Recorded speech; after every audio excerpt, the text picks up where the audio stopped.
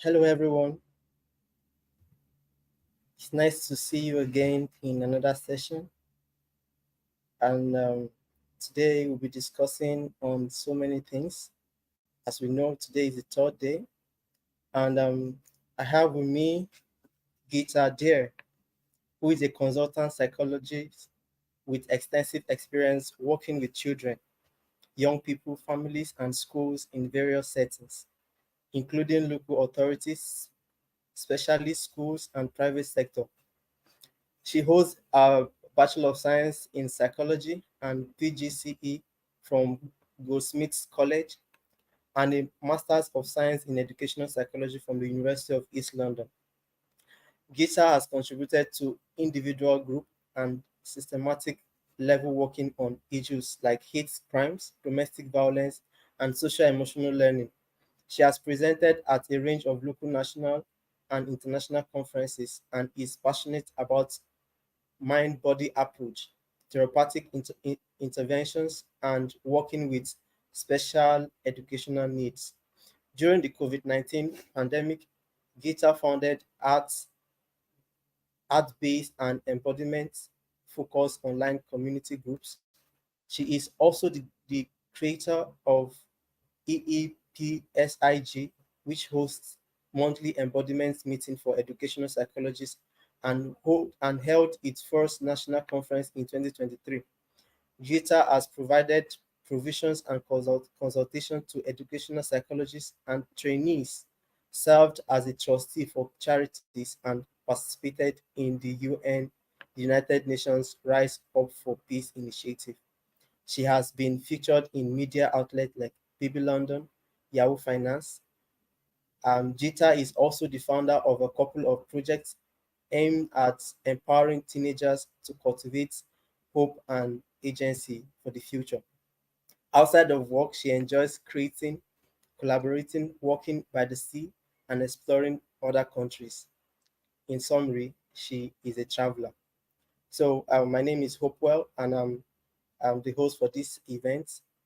And to my fellow audience, I would like to say this. If you would like to add a comment to this conversation, please use the comment section.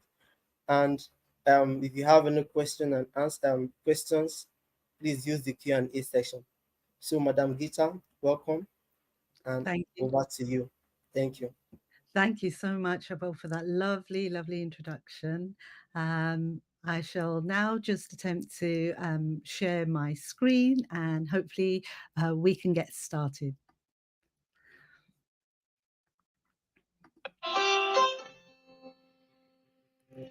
Welcome to everyone. And I will be showing you a series of slides and hopefully we'll also have a chance to do some activities.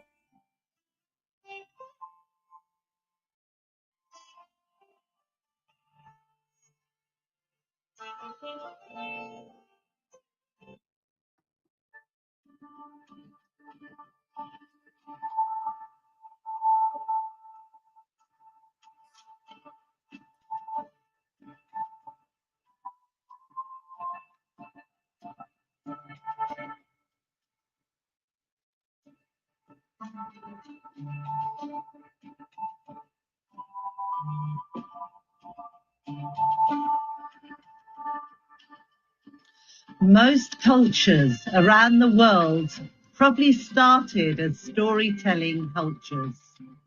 Storytelling has been a really important part of human societies for ages. It's how we communicated, shared history, and passed down our values. Ancient cave paintings and oral traditions from different indigenous groups show us this.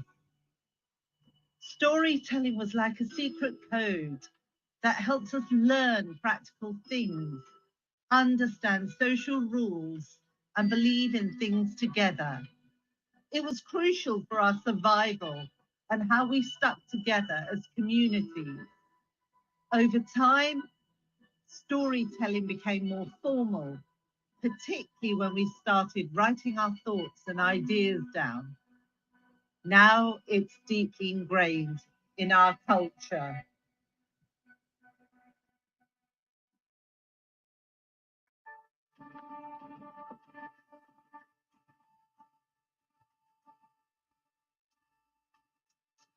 Every person has a story. Every person has their own journey in life. Today, the focus is on a current world story and how your personal story fits within it.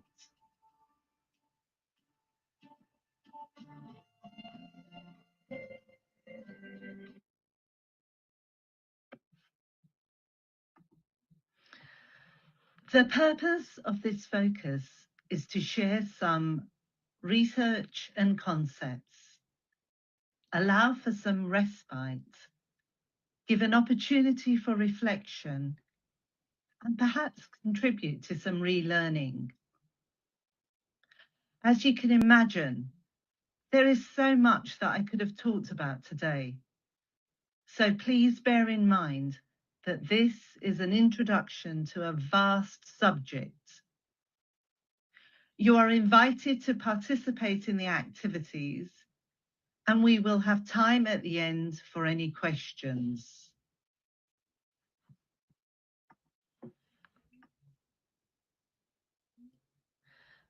Let's start by briefly exploring well-being. When we think of well-being, there are many different ways to look at it. For example, it can be about how we feel emotionally, physically, and financially.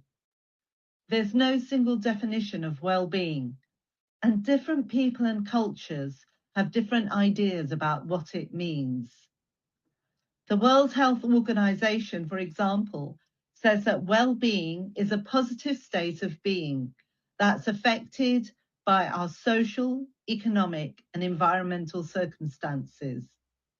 It can also affect how happy we are, how healthy we are, and how satisfied we are with our lives.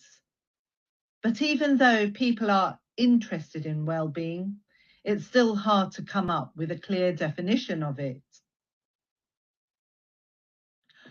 With this in mind, I'd like to introduce the bio-psycho-social and spiritual model of well-being.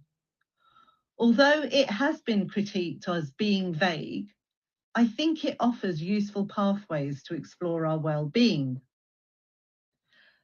This model of well-being is a holistic approach to understanding health that looks at four interconnected domains of a person's life: biological, psychological, social, and spiritual.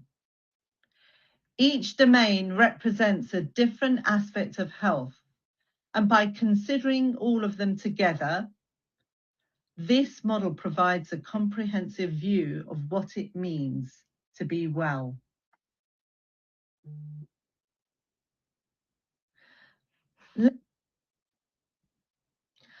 As human beings, we are bombarded with stimulation and events, both internally and externally, on a daily basis, which can influence and impact on how well we are at any given point. On the inside, we have our beliefs, values, and events that we have or may have internalized, as well as physiological processes. Add to this list the following too: physical things you may put in your body, such as food that is highly processed and laden with sugar and or chemicals, smoking, alcohol, or drugs. Whilst on the outside, there are the external factors, such as relationships, your work, information overload, traffic, pollution, and climate change. It's no wonder that people burn out, and within the field of education, the story is no different. International data indicates a significant prevalence of burnout amongst teachers worldwide. During the COVID-19 pandemic, a meta-analysis found a pooled burnout prevalence of 52% among teachers across various continents, with higher rates in Asia, Africa, and Europe compared to America. In the UK, for example, teaching staff report the highest rates of work-related stress, depression, and anxiety. In the US, 44% of K-12 teachers often feel burned out.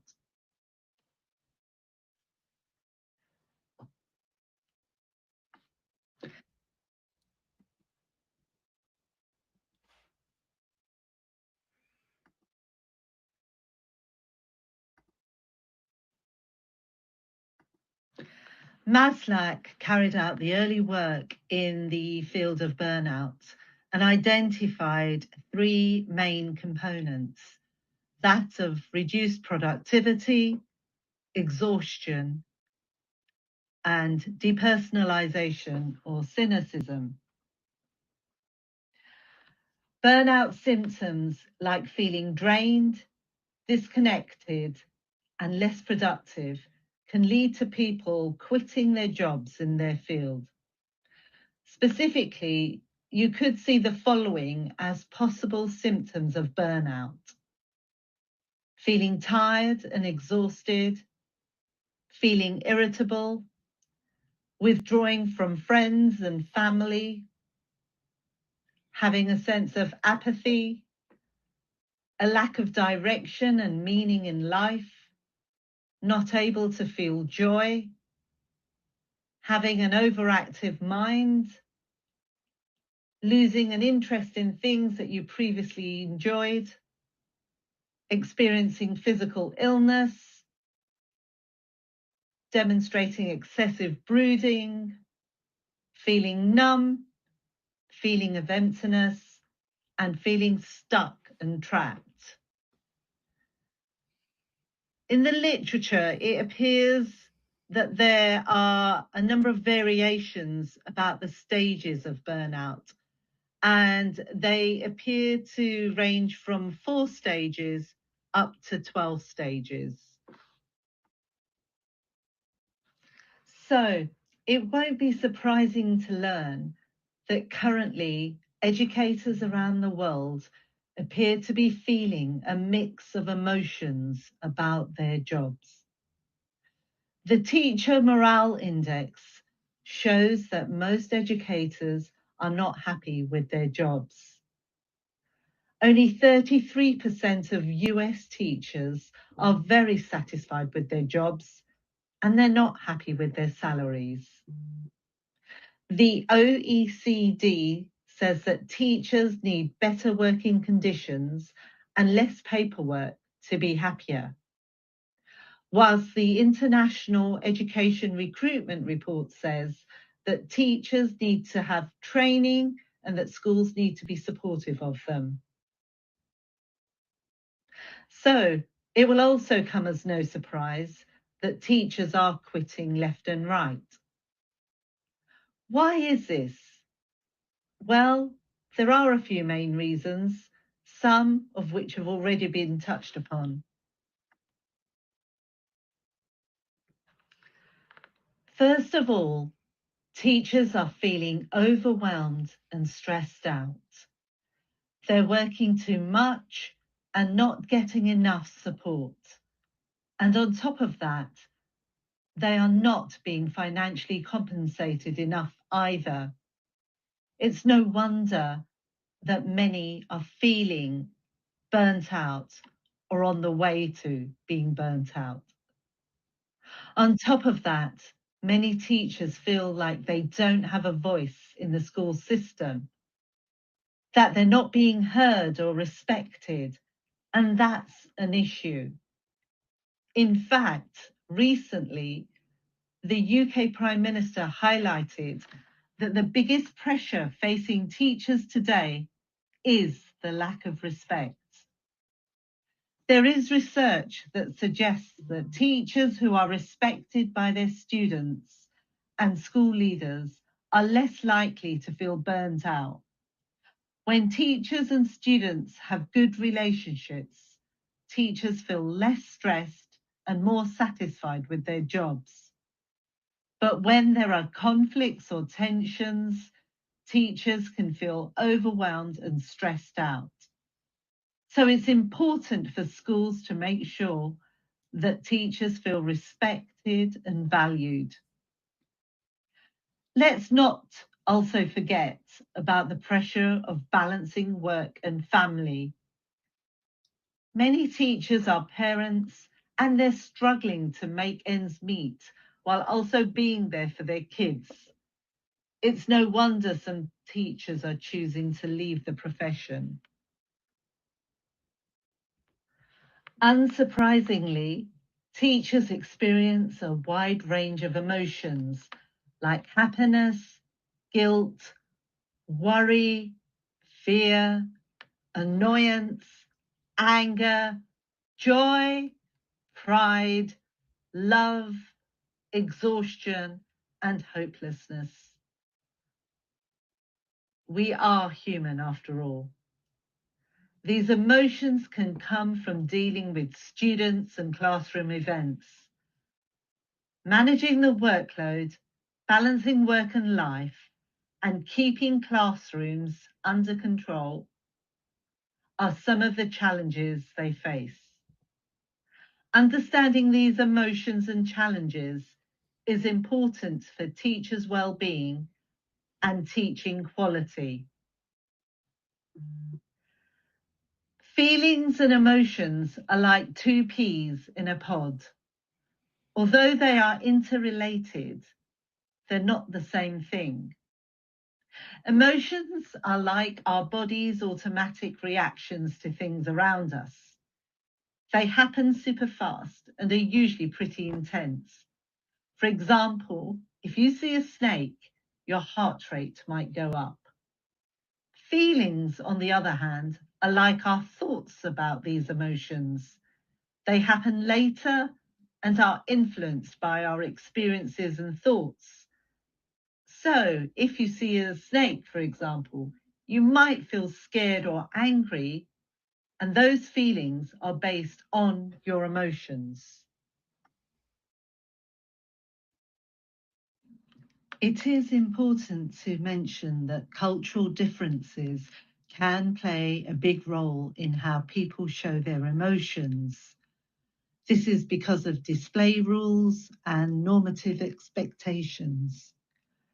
It seems like the world is becoming more individualistic over the past decades, and studies show that people are more open to expressing themselves and valuing their own needs. However, cultural differences do exist. For example, in cultures like Asia, where people are more collectivist, there appears to be a tendency to be more careful about showing one's emotions in order to keep everyone happy.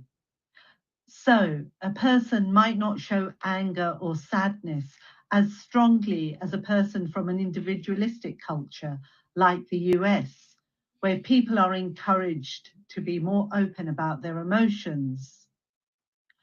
Research shows that people from cultures with a high power distance tend to show less intense emotions because of cultural norms that value respect and status.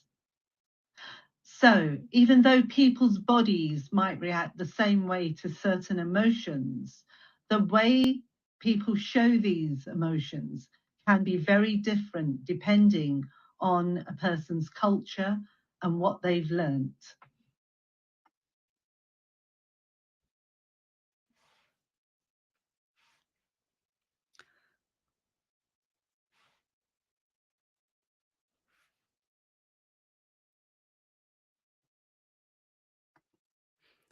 So for this part, it would be really great if I bring that picture back on. And if you could, if you feel like it, just actually put in the chat how that scene makes you feel. So I will attempt to put that back on. I actually won't have access to the chat, so it really is something that I'll be able to read through afterwards.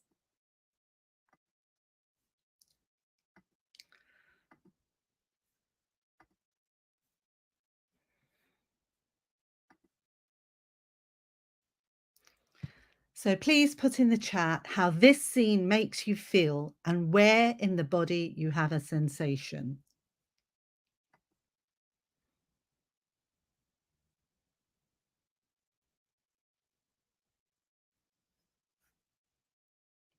And once more.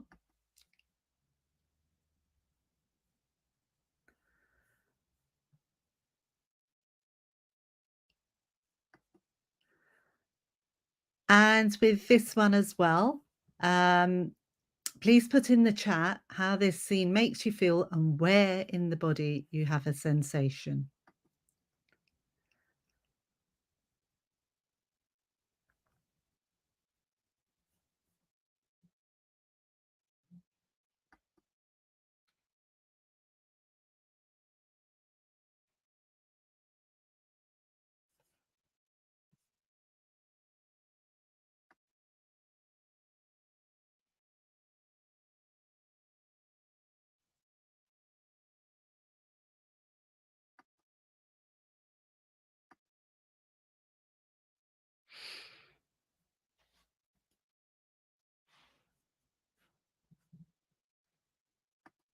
Now, let's look a little deeper into the emotional side of things, taking a particular look at emotional labour and compassion fatigue.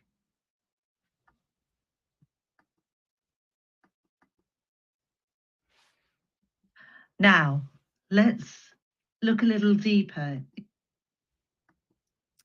Slight technical hitch there, please.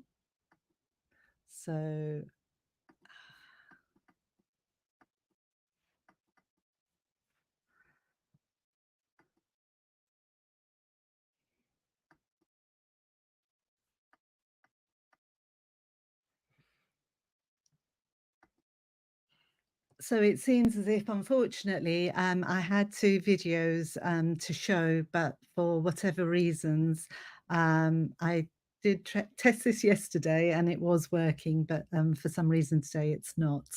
So if you would like to see copies of this video, I am very happy to send them to you afterwards. It really highlights the notions of emotional labour, that, you know, when we are actually in a position where we're caring for others, we almost don't actually appreciate the toll it can actually have on ourselves. And similarly with compassion fatigue, you know, there can come a point where we actually almost feel that we are giving too much and we're almost tired of actually feeling compassionate towards others. Now that can in itself sometimes also make a person feel guilty that they're tired of being compassionate, but I think it's useful to actually understand that that can actually occur, and it is, you know, it is something that people do experience, so it's not something that would be considered abnormal. It would be more a sign of perhaps you need to step back and actually take care for yourself.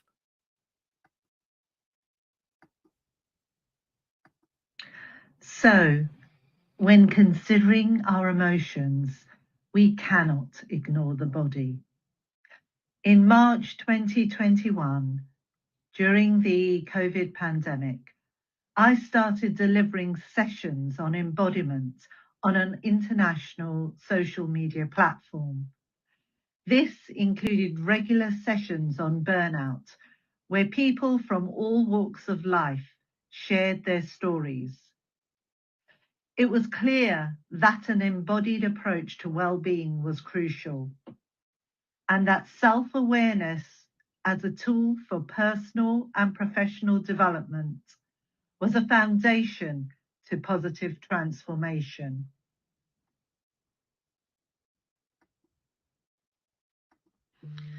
Now, you might have come across the terms embodiment and somatics. I'll give you a brief explanation of the two. Somatics and embodiment both focus on the connection between body and mind, emphasizing awareness of bodily sensations. Some of the similarities include the following. Both concepts integrate physical experiences with emotional and cognitive processes, enhancing self-awareness and healing. They also both utilize movement and body work to access internal states, promoting holistic well-being. In terms of the differences, somatics specifically refers to practices that explore bodily awareness and memory, often through movement therapies, whilst embodiment is broader, and they can actually be different definitions of embodiment according to the activity that is being carried out. However, at a general level, embodiment encompasses the lived experience of being in the body and how it influences perception and action.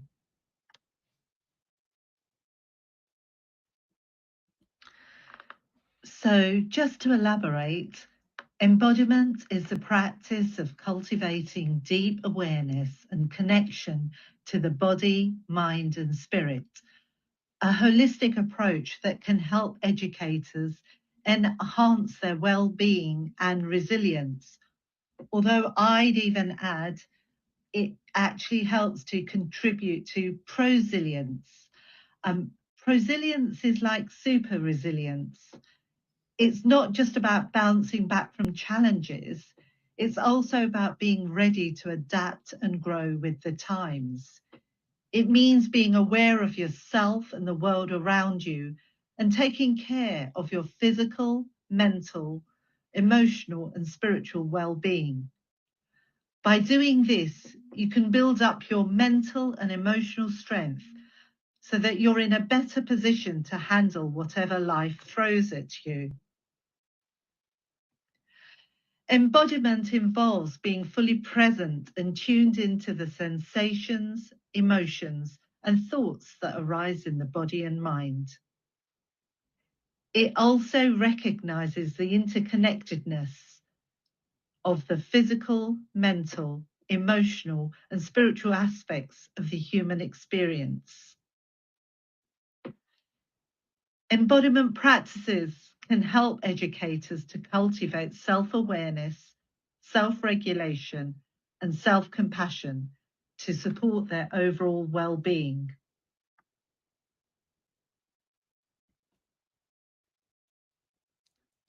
So for this reflective activity, as I don't have access to the chat, we can just have a couple of minutes to make this a personal exercise. And if you have some pen or paper, or even, you may just want to think about it through your own mind, please could you reflect on the following questions that I have for you. Notice what physical sensations you are feeling right now. So ask yourself, what physical sensations am I feeling right now?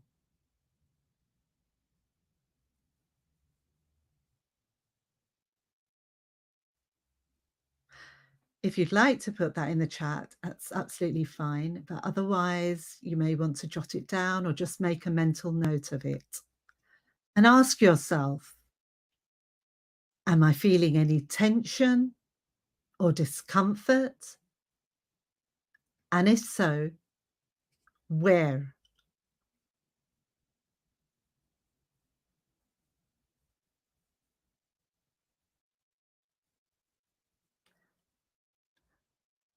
Moving on to the next question. Notice what emotions you are experiencing right now.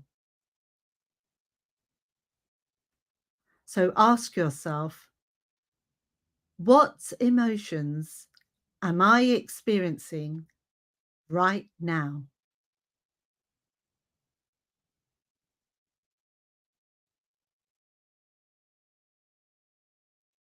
And now ask yourself, how would I label them?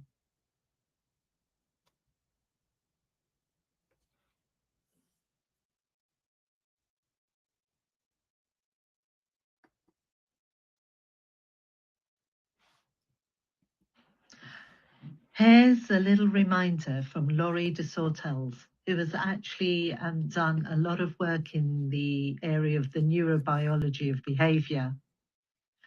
And she says that schools are not machines. Schools are a network of human beings who feel, think, behave, and function within a human system that is alive and never static. Schools are living systems.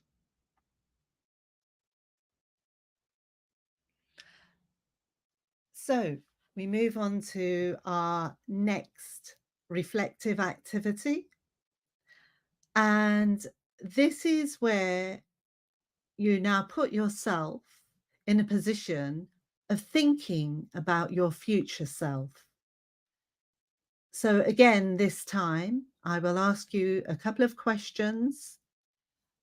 Feel free to put the responses in the chat. Otherwise, just make a mental note, of the thoughts that come to your mind as I ask you these questions.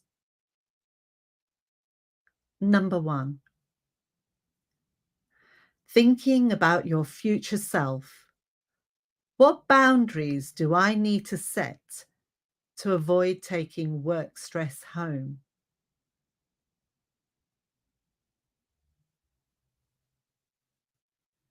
I shall repeat that.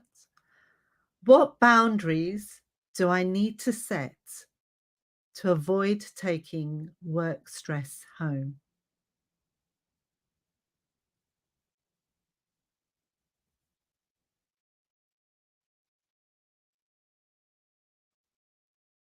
I'll give you a minute or so.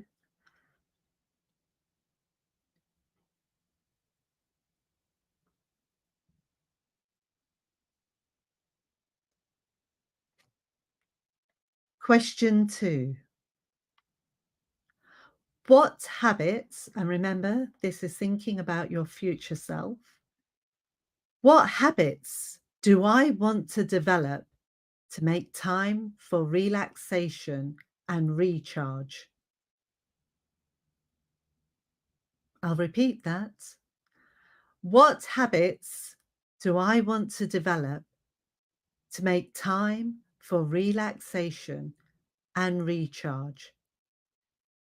Again, you're invited to put in the chat or just to make a mental note or a note on paper or your laptop or whatever.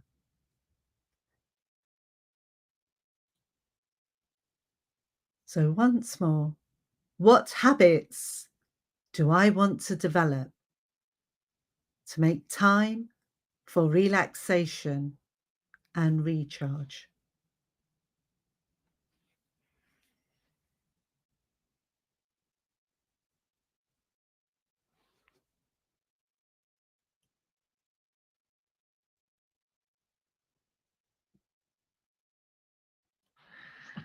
As you can see from this introductory presentation on navigating daily life as an educator, amongst the many things, it involves a focus on relationships, that is a relationship to ourselves as well as a relationship to others, and a relationship with our environment, as well as a mind-body connection if we are to reduce the risk of burnout and enhance well-being.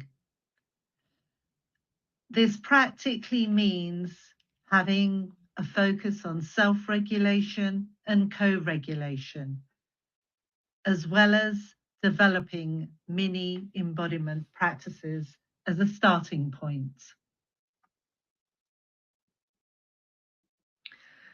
Taking this all into account, I created a simple model that will help us to reflect on the elements that are needed to create a more embodied self. This is the SPACE model, where S stands for slowing down. P is a reminder to pace yourself. A is around attending to your body C reminds us to create a daily ritual, and E highlights the importance of evaluating your energy, the space model.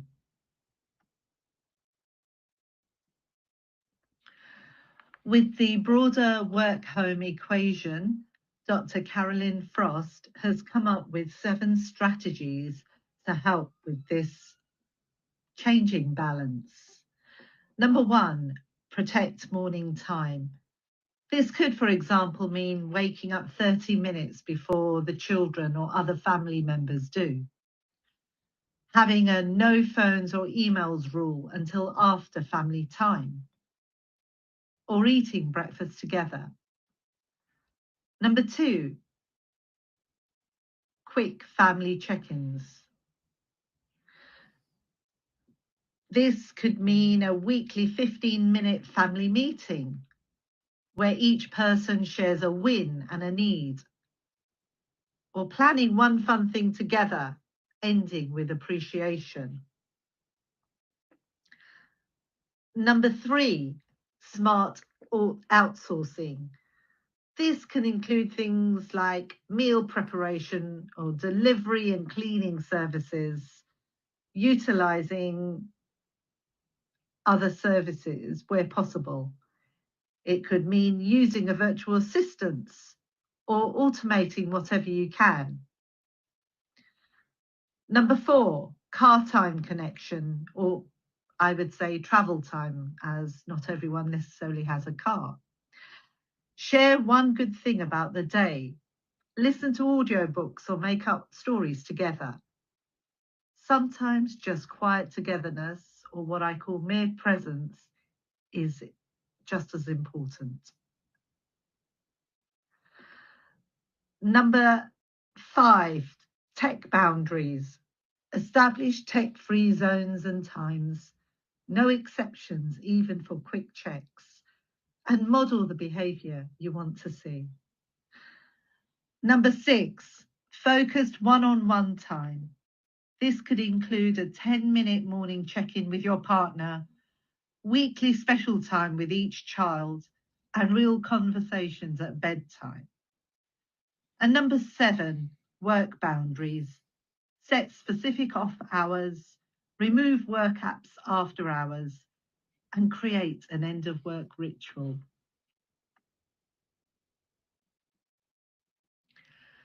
Cultivating even one embodiment in practice requires a need to prioritize your well-being. And doing something regular on a daily basis, such as checking in with yourself. This could mean, for example, at certain points in the day, just stopping whatever you're doing and then asking yourself, what does my body need right now? What is my body telling me? A mini embodiment practice can also take the form of a snack. You may have heard the term exercise snacks, where there are short bursts of exercise dotted around the course of a day, or the same can be done with an embodiment practice. And this may be something as simple as taking 3 deep breaths. You choose and find what fits comfortable to you.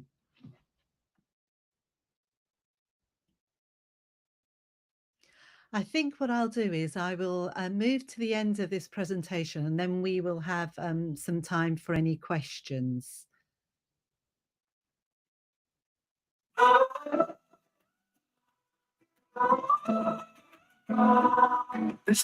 I'd like to introduce this first before you actually hear it. So here's my introduction. I would like to finish off by acknowledging the great work that you as educators do day in and day out. And as a tribute to you all, I created a little anthem, which I hope that you'll enjoy.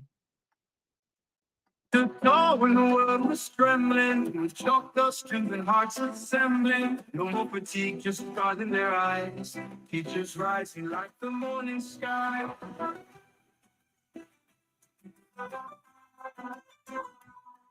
From Mumbai's heat to Cairo's sand, swaying strong like a samba band. They've danced through storms and lessons tough, but now's their time to shine enough. And on my mind, energies in line, left behind, joys how we find. Classrooms humming with vibrant grace, smiles reflecting in every face, echoes of knowledge far and wide, magic moments where they take pride. From NYC streets to Kingston beat, under moonlight sharing stories sweet, passions the fire lighting their way, teaching dreams, what more can I say? Since I'm cloud nine, the G's in line.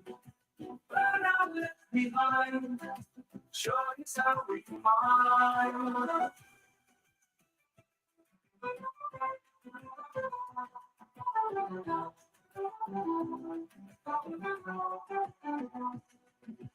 Teachers on cloud nine, energies in line.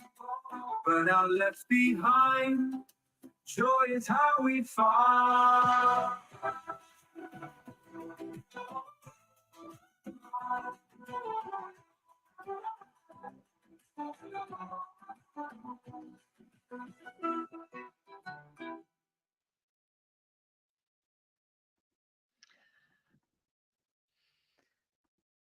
I'd just like to say a big thank you to everyone. And if you would like a copy of the teacher anthem or have an interest in taking part in a pilot project that I'm sort of thinking about with regards to supporting teachers, then please do feel free to contact me at this email here. So that's geetattw@gmail.com.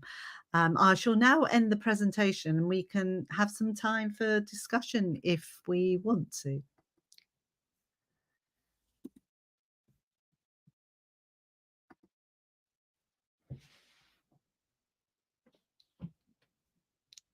Hello, everybody. Right, let's see what's in the chat.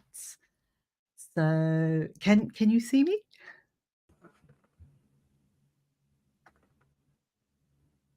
Oh, we've got some wonderful responses here.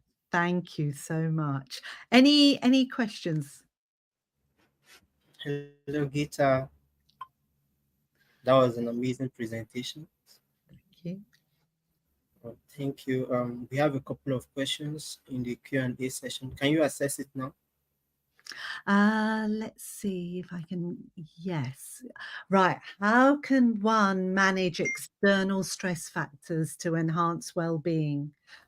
I think for me, the first step in that is acknowledging which external factors you have some sense of control over and which ones you don't.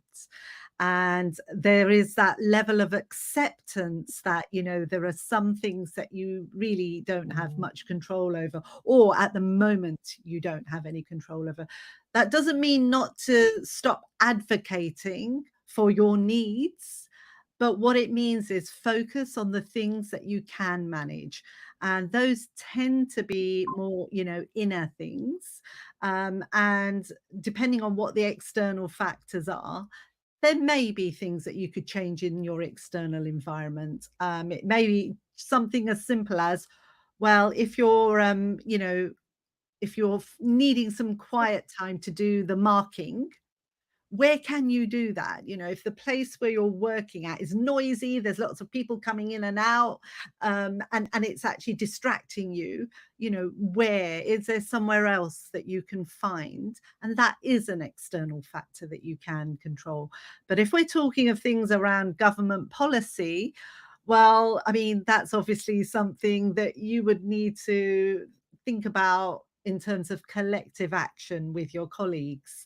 And it's, as we know, generally speaking, these things take time in terms of, the really big changes.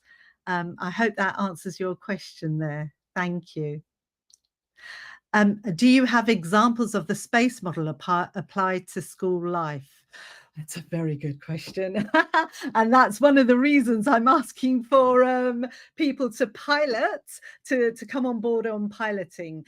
So if we think of, what it means slowing down, I mean, the school, environment can be very, very busy. And how on earth do you slow down? Actually, sometimes slowing down means stopping what you're doing, and maybe, when you have a lunch break, literally, if you are allowed to actually go out of the school building. But if you don't have that luxury, it is finding a quiet space, within the school, and literally sitting and doing some sort of mindful meditation, or you may not want to do mindful meditation, maybe just some mindful walking, walking around the school, and just actually stopping and really taking notice of your environment. Or some people actually like things like breath work. Others like, connecting with nature. So there are a number of strategies. So that's the S.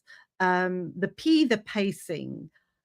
That is down to the decisions that you make, in terms of pacing, because we can all have a really packed diary, and sometimes we don't have a choice in terms of how packed that diary is. But other times, it's about us saying no, just actually getting comfortable with saying no to things, so that you can pace yourself and say, well, actually, I need some time where I can just sit and think, or I can read a good book. Reading a good book is one way of actually pacing, slowing down, your day. And you may do that, at the break time. You may do that at your lunchtime. So there are, different ways. The A, the attention to your body. So attending to your body is something that you can do. It's a bit like the check-ins that I mentioned. So if you're standing in front of a class, or if you're actually sitting, at your desk, notice things like, well, do I have tension in my shoulders? Is my voice feeling a little bit strained? Or am I actually struggling to speak? Or, grounding by placing your feet, something simple as, placing your feet absolutely flat on the floor. Different ways that you can actually ground yourself. So, and then the C. So, I mean, I could go on. There are different sort of examples of the C and the E. Evaluating your energy. I mean, it is really about building in that self-awareness and asking yourself, am I pushing myself too much? Am I actually feeling so tired when I walk up those stairs that I'm out of breath? Am I feeling pains in my body that I normally don't feel? And am I going to need a lot of energy for this because I'm going to be talking to a lot of people? Or is this something where I can actually, slow down and actually just sort of, calm myself? And if so, what are my calming down activities? So it's things like looking for activities that nourish and nurture you when you need that, and activities that can extend and energize you when you need a lot of energy. And you will know, when you're working with children and young people, that you're actually utilizing a lot of energy. And that's not only in sharing your knowledge and, having the discussions, but it's the interactions and sometimes the quality of the interactions. So those, I mean, there's lots of things that we can certainly discuss if we go into detail. And if you'd like to be part of the pilot, that would be lovely. I hope that's answered that one as well. Thank you. How would I? Well, I don't know if the person who came who's just asked that question, how would I define well-being? I did actually have that at the beginning. It was at the beginning of the session, and I've preferred to sort of take an approach that looks at well-being through a psychosocial sort of physiological, spiritual model. It has been critiqued for being vague, but actually I think it really offers, really useful pathways to explore our sort of physical well-being, our social well-being, our psychological well-being, and our spiritual well-being. And within that, as you can imagine, there's lots of things that we can actually think about. People will also say, well, what about economic well-being? And I'm not saying that that's not the case, but perhaps I can see that as being part of the other bits. So how can an individual manage burnout conditions and be more confident with building personal well-being?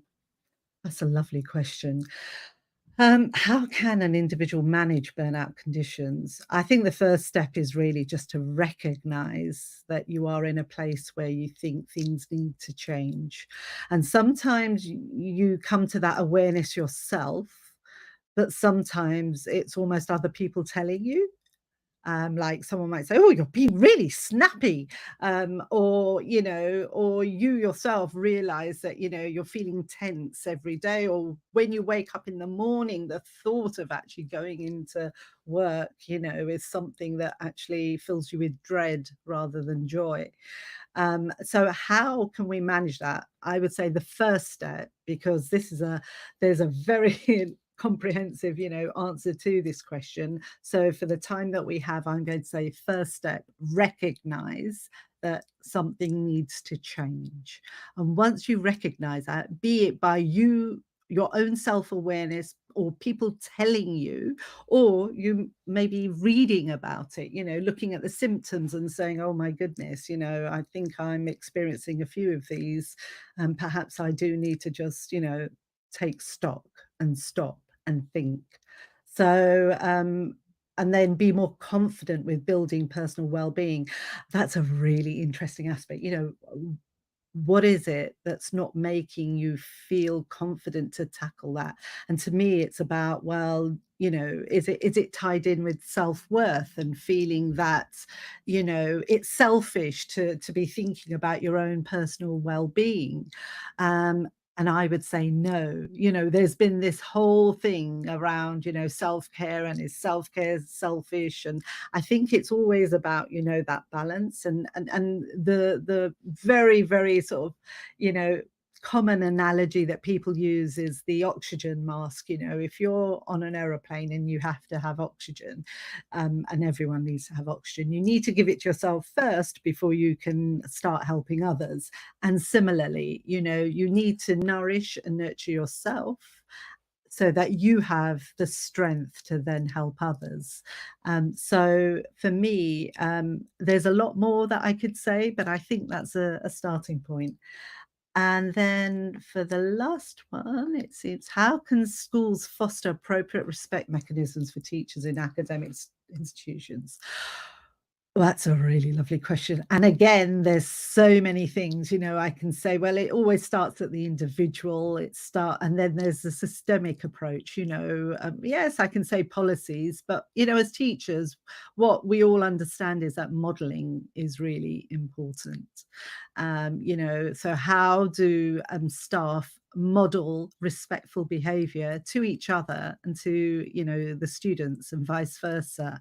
So how is that culture of respect really demonstrable so that you can see that someone is being respectful in their manner? So I think really, we need to think, what do we mean by respectful behavior? Let's be clear about that. And then when we are clear, is it about the words that we use? Is it the tone that we speak in? Is it about, giving importance to everyone, not just one or two people? So certainly, I would say that, you know, when it comes to schools, it starts with the management. The management need to be demonstrating respectful behaviour, and hopefully we will all sort of follow through. Or actually, it can start anywhere. You know, we all know that really wonderful teacher who just models beautiful behaviour. So yeah, hopefully that's answered. Well, it's a start to answering some of your questions. All right, Geeta. Thank you for that wonderful session. I took this session very personal because every day we come across different factors that contribute to our stress, and we kind of get lost in trying to manage stress and get up to date with our daily activities. First, my takeaway is that in managing stress, we first need to identify with what the stress is all about, the source of the stress, and we begin to find ways to identify, to break them down, to break the sources down, so that we can understand how to manage their sources. So with that, we say a very big thank you for um, this session, for educating us on how to manage stress, personal stress, and how we can cope with external factors. So Thank thank you you. so much. It's been a real honour, and thank you everyone for being here. You have my email, so if there are any questions, you know, please feel free to email me. And thank you to Global Citizenship Foundation for providing this platform. And thank you all for being here. We appreciate you.